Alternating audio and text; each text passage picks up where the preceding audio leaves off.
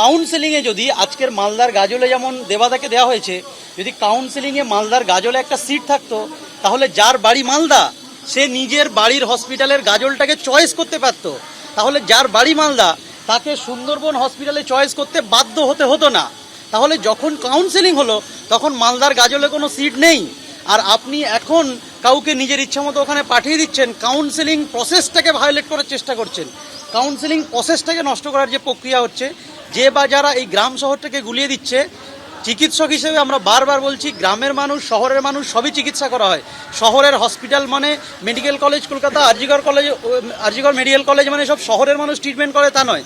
এগুলোতে যদি আপনারা যান দেখতে পাবেন সব গ্রামের মানুষরাই ট্রিটমেন্ট করেন, গরিব মানুষরাই হচ্ছে আপনার ট্রিটমেন্ট নিতে ওখানে আসেন। তাহলে ট্রিটমেন্টের প্রক্রিয়াতে গ্রামের মানুষ আর শহরের মানুষের কোনো পার্থক্য নেই, যেহেতু এটা সরকারি হসপিটাল।